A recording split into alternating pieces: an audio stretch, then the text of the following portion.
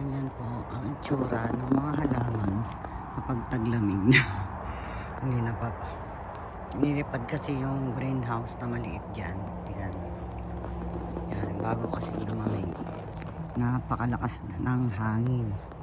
So yung greenhouse na nandito, nilipad na. So naputol na yung rose, naputol na dito. Ang ganda-ganda ng pagkaka-arrange ng kapatid ko dyan. Tingnan nyo naman ang nangyari. So yung iba nilagay nyo na dun sa little greenhouse.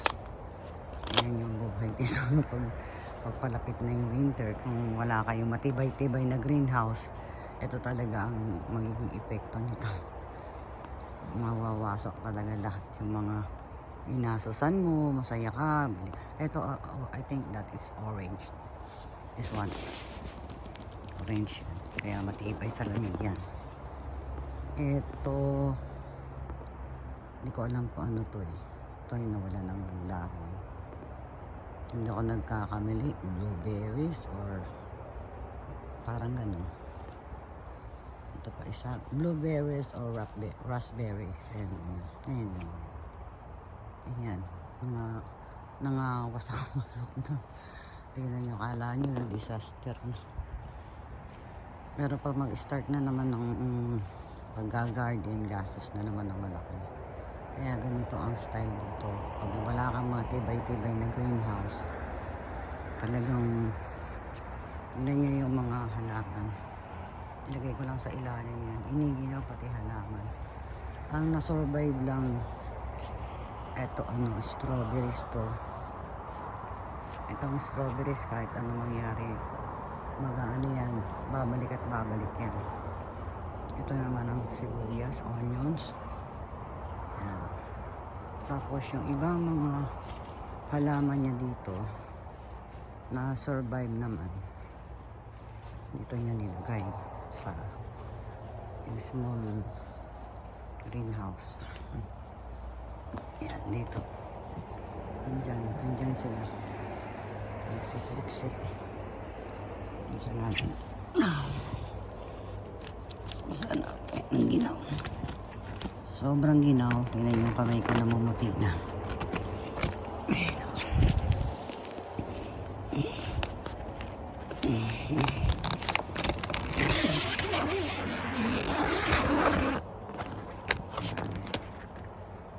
Ganyan ang itsura.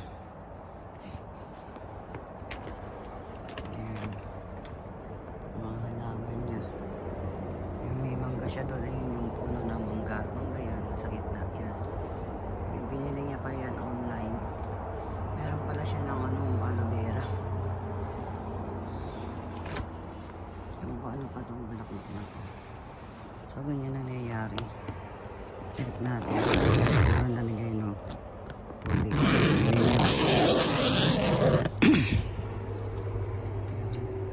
Nakadry na na halaman. Napabayaan na rin minsan. Ito, storage yan. Kaya taon-taon, gasos ng gasos, bili ng mga halaman.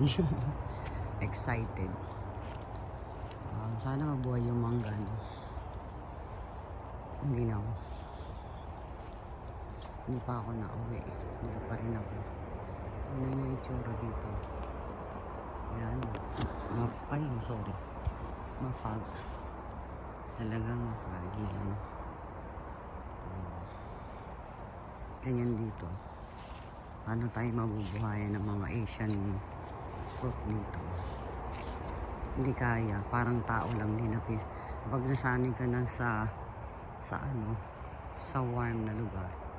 Katulad sa atin, tropical country tayo. Mahirap. Sa umpisa, mahirap. Pero later on, pipilitin mo. Pipilitin mo mabuhay. Diba, no? Shoutout sa mga manonood dito. Shoutout sa inyo. Tingnan niyo itsura. Ayan, wala nang cut-cut to. Dire-diretso to. Dito to sa Kelso, Washington. USA. Maginaw. Sober sa ginaw. Ayan. Sobrang ginaw. Yan, wala tayong ibang ganap, hindi kuhanan to. Kung ano yung magiging itsura kung kayo napunta sa malamig na lugar. Ayan. Hindi naman kasi nila may pasok yung mga halaman sa loob ng bahay. Kasi na maraming langaw, maliliit na langaw nag-aano doon sa dumadami sa loob ng bahay. So kailangan nasa labas lang. So sana gusto niyo yung video. Ayan, itsura dito. Ayan. Ginagawa yan para lumaki yung parking space. Yung side na yan. Ayan. Bandito na lang. Salamat dun sa mga nanonood. Thank you to all watching. Thank you for support my videos. Ayan. Ganyan lang. Salamat sa inyong lahat sa panonood. Bye-bye. See you around. Bye-bye.